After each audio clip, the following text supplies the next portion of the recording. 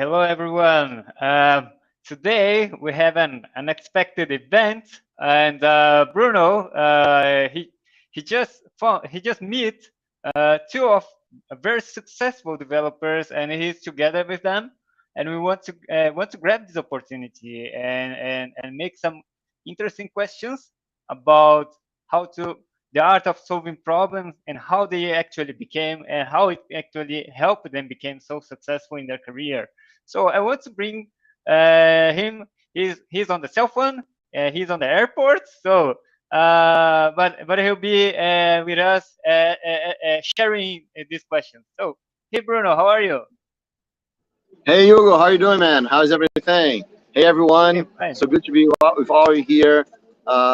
We are here at directly from the airport in São Paulo, the Guarulhos Airport in São Paulo International Airport. I have a good friend of mine here that came from Canada, and he's getting ready to leave back to Canada. So that's Rodrigo Moutinho. Hey Rodrigo, how you doing, man? Oh, good, man.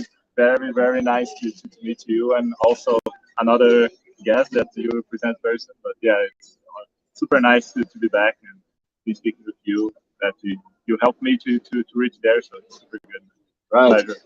So Rodrigo is coming from Rio de Janeiro and it's just for a few hours here in São Paulo. So he's flying to Canada, and so me and the Java champion Rafael Del Nero, that's here in São Paulo too. Hey Rafael, how you doing? Hey, hello everyone.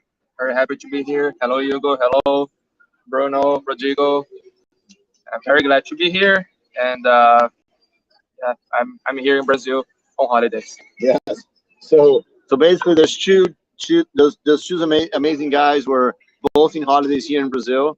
So we decided to come here, whatever we can, like for a few minutes at least, directly from the airport to go and talk to you, right? So if you have any questions, if you have any discussions here about solving problems about the developer career, just let us know right there in the chat so we can have a good conversation here, right?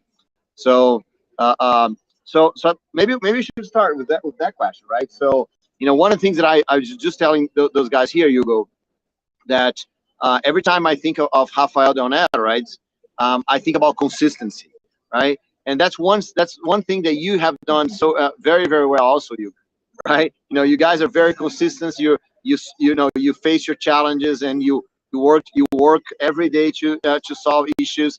So Rafael, you even wrote on your book about the importance of being consistent, right? So can you tell us a little bit about how important is consistency and how do you do it? Yeah, that's a very good question. So I wrote the book called The Challenger Developer, and there one of the principles to achieve big success as a developer is to be consistent.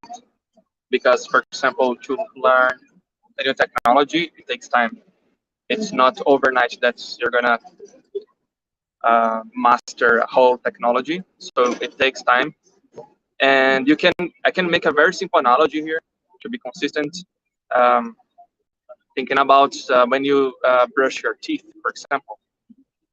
If you brush your teeth the whole day, only one day of the year, your teeth will be very dirty and you'll have no teeth, right? But if you brush your teeth, I don't know, 5 minutes after every meal, your teeth will be healthy. And the same analogy I can apply on going to the gym. If you go to the gym just one day in the year, you won't be fit. So the same way, you have to be consistent to go to the gym. So you set some days to go. Maybe 3 days a week or 5 days a week. If you are consistent, no matter it doesn't matter if you go 3 days or 5 days, you're gonna have results. And it's pretty much the same with technology, because you study, you get experience in your job. So there are many things you can do to really get good as a software developer. And reading code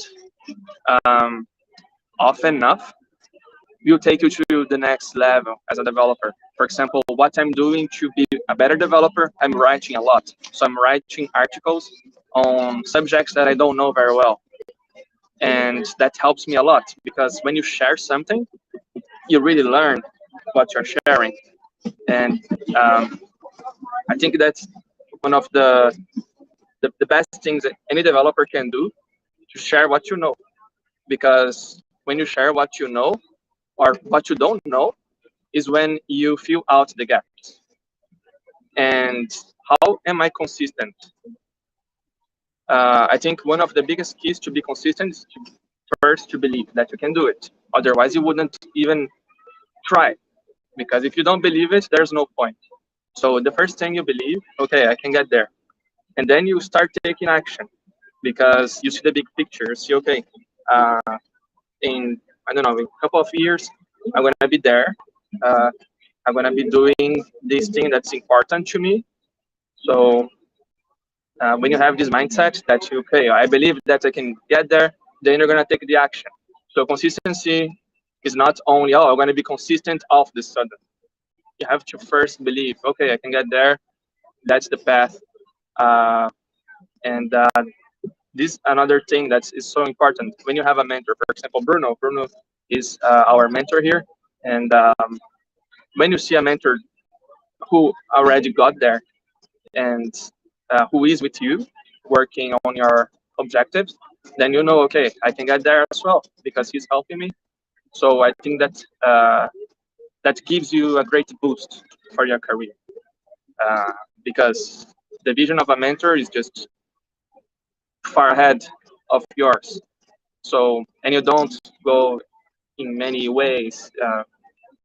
So you just focus on one thing, and then that's it. You keep doing that thing, and then you grow much faster. So I would say that the first thing to be really consistent is to believe that you can do that. And once you believe that you can get there, then it starts, like, of course, in the beginning you have the motivation, but the motivation is just momentaneous. It won't take a long time.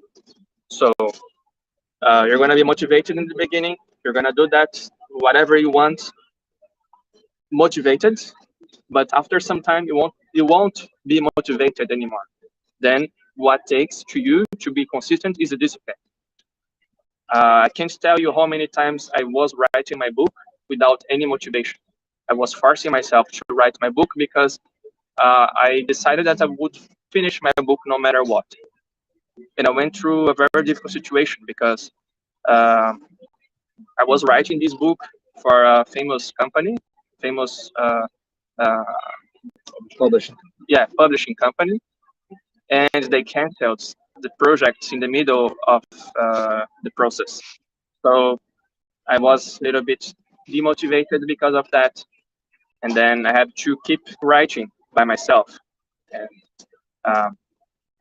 nowadays, well, today I already finished the book, but it was very difficult to finish it. So in the beginning, there's motivation, then there is discipline.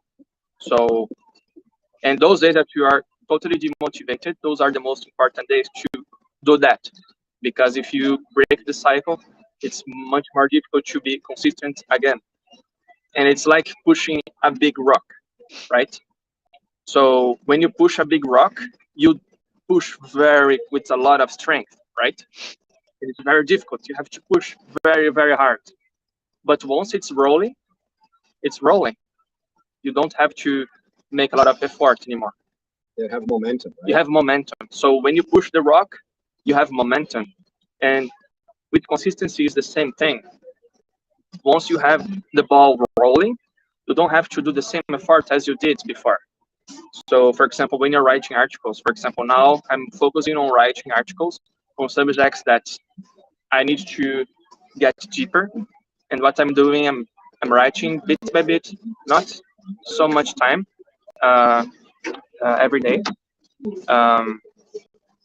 But I don't need to do the same effort as I did in the beginning, because I'm being consistent. So I do bit by bit, and I get the ball rolling, but the rock the big rock rolling. So it's much easier. But it doesn't mean that some days also I'm not. Um, I want to write the article or the book or whatever. Some days I have to force myself. And this is the same thing with the gym, for example. Some days I don't want to go as well. But I go anyway. So I think that's one of the biggest secrets. And of course, keep in mind the big picture. So when you're doing something, what's the result you want? What you're expecting? Do you believe that you can get there? Why you are doing that? I think that's a very important question. You ask why. And there are many reasons for writing articles. Why do you write articles? Because you want to learn subject better. Because you want to create a strong portfolio for your career. To go to the gym, there are a lot of reasons. Because you want to get healthy. Because you want to get fit. Because you want to enhance your confidence. So there are many reasons for the things that I do, and I know why I do that. And that helps. If you know why you're doing something, you're more likely to keep doing it even when you don't want to do that. So that's my message. I hope I didn't talk a lot. Also, I've made a huge lesson here immediately, right? So Hugo, you are also a guy that's works a lot of consistency, right? So what do you think? Try to. Yeah, I think all the tips from Rafael, it's we can apply in our day to day, and it's very useful.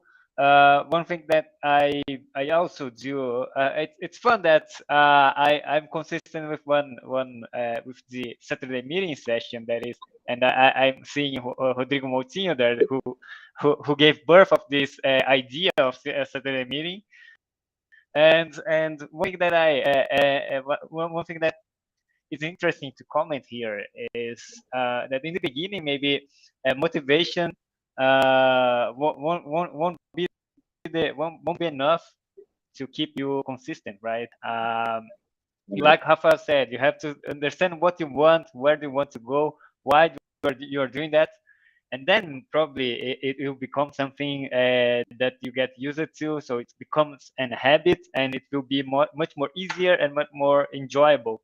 So the meeting it was something it is a session that we run every Saturday in the morning. In the very beginning, I never wake up so early in the morning, so it was very difficult for me. But at some point, some months later, it got something so natural for me. I move all the things around me to keep the meeting running, and now it's very. I feel like the rock that is start rolling. Like I got the momentum, and it is just go. So I think that's one thing that I would add. Another thing is small steps. I think if we try small steps, it is easier to getting started. I think starting is the most difficult part, Right. or at least So since you mentioned Saturday meeting, the guy that created Saturday meeting, I mean both of them, right? yes. So those are the two guys here that created Saturday meeting. So Rodrigo, you're a guy that's that you grew your career being very flexible, right, and solving very hard problems, right? So we decided to talk here about solving problems. So why do you think being flexible is important to solve problems? We can actually, well, I would like to share the credit because it was also Bruno's idea and Rafa. So we mixed some stuff there and figure out that speaking every Saturday would be a nice way to improve the English. And it was all about what you said. I think there is two more people that we started with a Skype session. It wasn't even like in a very different way, but it was super uncomfortable. But being flexible and open to learn and being there just to try out new stuff was the first step. And actually, this is a very good lesson that I'm bringing to nowadays because at that time I was working with Java. That's why I met Bruno and then Rafa as well because I was working on the Java community, and there is a lot of stuff there that you need to be very paying very good attention on the community to be updated with everything and keep on the edge of the technology.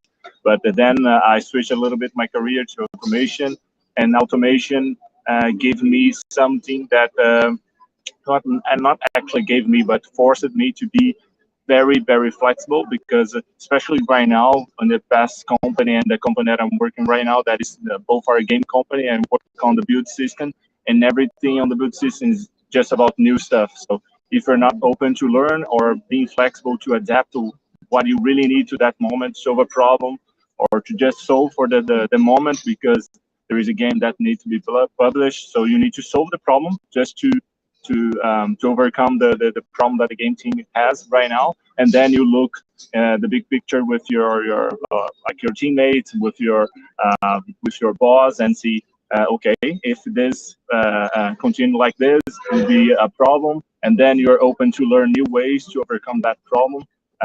And I think on the any developer career, you if you are open to learn first, you won't be resistant to new ideas. So every time that you're talking with your teammates, you're not the first one that is blocking the idea just because you're lazy or any other excuse that could be to not.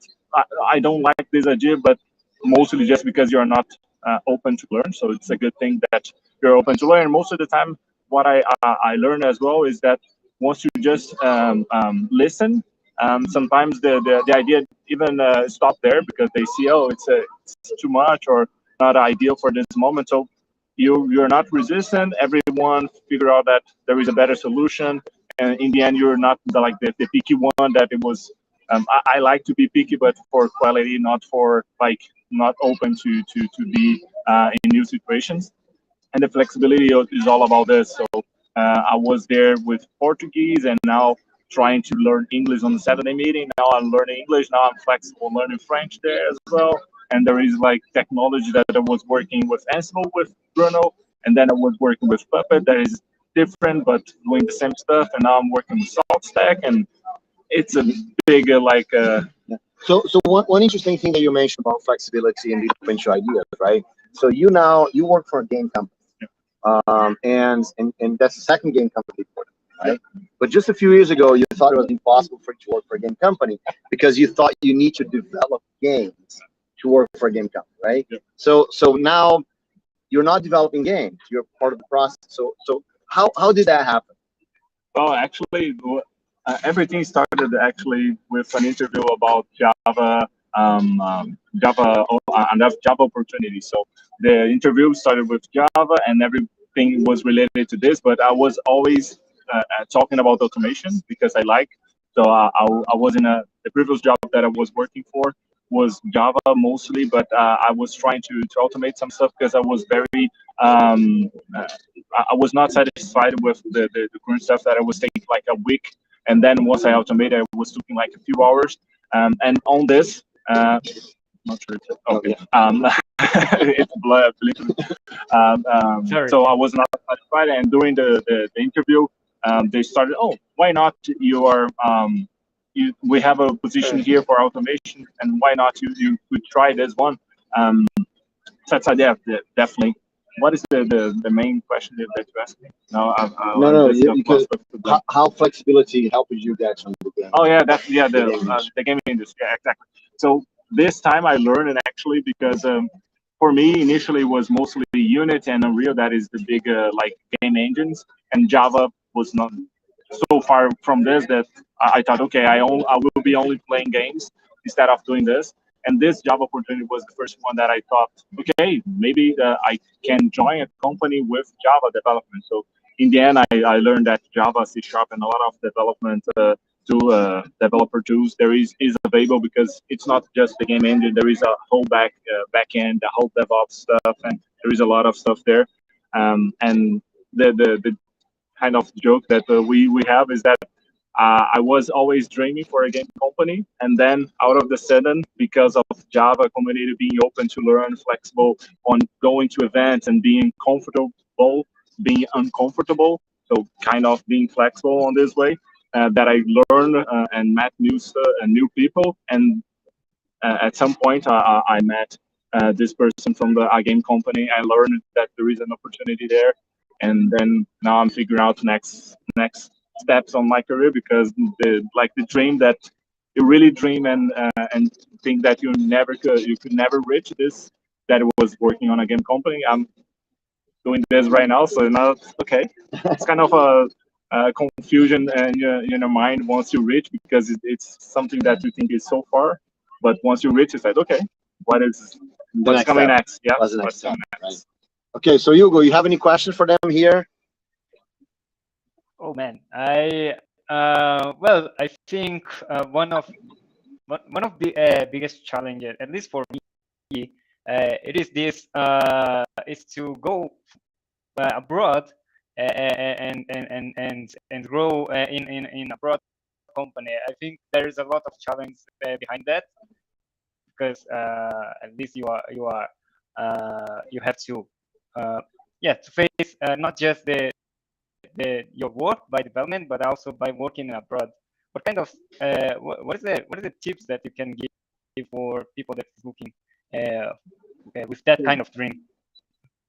Yeah, so we have two different situations here. So let me start with Rafael, because Rafael, he really wanted to go, right? I mean, he had already planned to go to Ireland. He knew the country, he knew where he was gonna go, right?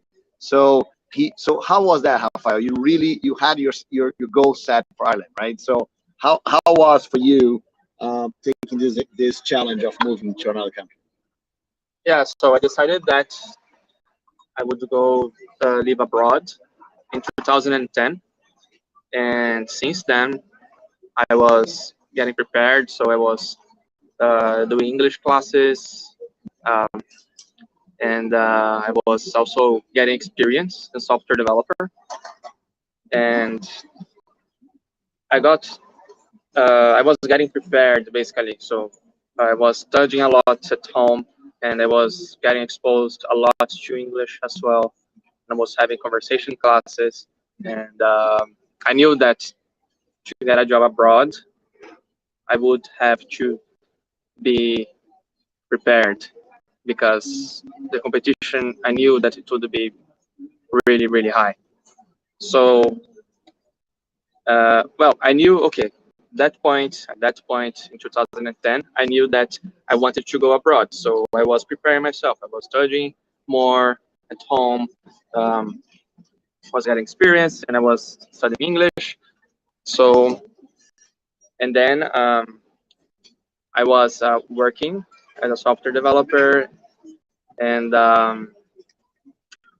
then I figured out that a friend, a colleague, got a job as a Java developer in Ireland. Then I thought, okay, why not? Maybe Ireland is a good option. It's in Europe. It's kind of aligned with what I want. And then, okay, I noticed that it was possible. Then a friend of mine, I remember that she invited me to go there for 1 month, but for some reason I couldn't get the vacation in the company I was working for. And then I decided, okay, I have to go there no matter what. And then, okay, I decided to go to Ireland because it was kind of a more accessible country, and I knew that the IT area was pretty strong there. Then I decided, okay, I'm gonna go to Ireland, and I'm gonna build my career there. And that's what I did. Then after I decided to go to Ireland, I basically I figured out the way, because I had a colleague there that did the same. She basically did country exchange. So she went there to study English, and I did the same. I did the country exchange as well, and went there to study English. And then my objective was to study English for 4 months. So I had kind of an intensive course there, and I learned a lot. Then after those 4 months, I got a job there. And it helped me a lot to get a job there. The fact that I was sharing my knowledge, so that was good for me because I was learning a lot through what I was sharing, and that also opened doors to me to help in the Java user group in Dublin. And I remember that when I was going to Dublin, um, the SouJava, the other Java user groups, received a message from the DevJug. At that time, I didn't even know there was a Java user group in Dublin, and they contacted our the jugs, and then I sent an email to the jug leader, and then I went there to Dublin with this contact. So that also helped me because then I started talking to him. I started talking to people there from the group, and I went there with a good networking, and they became my friends.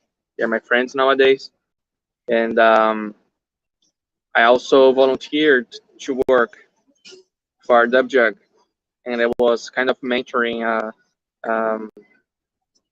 a girl from Germany to build a website, and we built a very simple website for the DevJug, but it was very good for my English because I was talking English all day.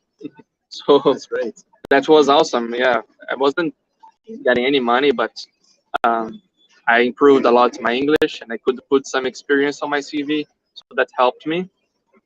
And so that was my goal after 4 months to get a job there. And then just to summarize here, to not take so much time, I was in this DevJug, and I had some contacts there. I was recommended to a first company there by a friend of mine. He was the co-lead from DevJug, and I failed 3 times in a very, I wouldn't say very simple, but quite different logic test. And it was quite frustrating because I tried 3 times. I tried one weekend, failed. The other weekend, I failed again. And the other weekend, I failed again. And I just stopped trying because the recruiter said, okay, no, we can't give you any other chance. And then I said, okay, that's fine. It was frustrating to me, but anyway, I was focused and I would get the job no matter what. There wasn't such a thing like plan B. There was only the plan A. It was to get a job no matter what. And I had the mindset of, okay, I'm going to Ireland and I'm gonna burn the boats, burn the bridge. And then anyway, okay. So I failed a couple of times to get a job, and then in the DevJug, there was a person there, and this person knew me through what I was sharing on the internet. And this guy said, oh man, you're looking for a job. I know a very good company for you to start, and I can recommend you. Then I said, that's awesome. It's what I need. And then it happened. I got a job. Of course, it wasn't because of the recommendation. Of course, it helps, but it also depended on my skills. I had to pass an interview anyway, but of course, a recommendation helps, but it's not silver bullet. But anyway, that's part of my story. That's good. All right. So I like Rafael's story because he first decided to go to Dublin, and he went there as a student, right? And then he got a job there. So that's very courageous. Now, Rodrigo has a different situation, and actually Flavia is right there. That's Rodrigo's wife right there, right? So they're both visiting here in Brazil, right? So Rodrigo, you had a different situation, right? Because you thought about moving to another country, but you never mentioned to anyone because you think it was possible, right? And then you did the other process, right? Because you went with a job array, right? So can you tell us a little bit how you did that? Well, the first part was mostly because of Bruno, because I learned how to share and how to be near to communities, so software community or anything that you're working with. So considering that you already know this because, well, Bruno is always sharing about that, the importance about sharing what you know and being part of a community.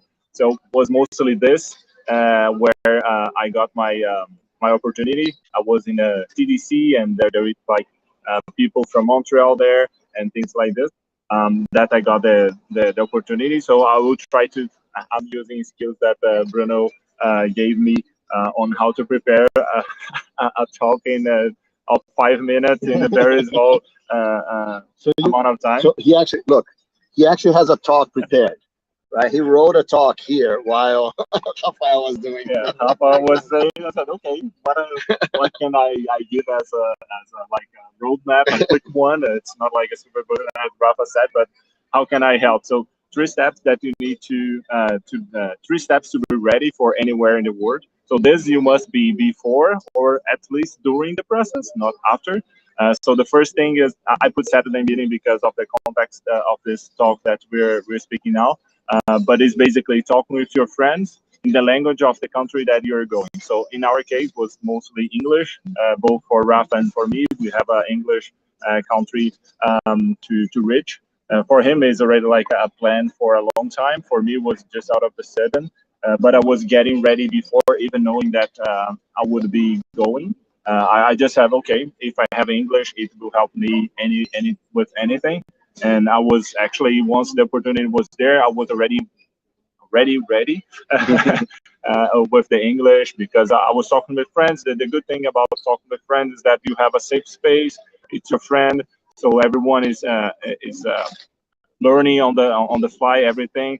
So if there is anything like weird, it's all good. There is no fear of anything. You can just record stuff or record talks with your friends in a private way. So what we did was doing YouTube lives, but unlisted. So everything was recorded. If we want to get a part of it, we could.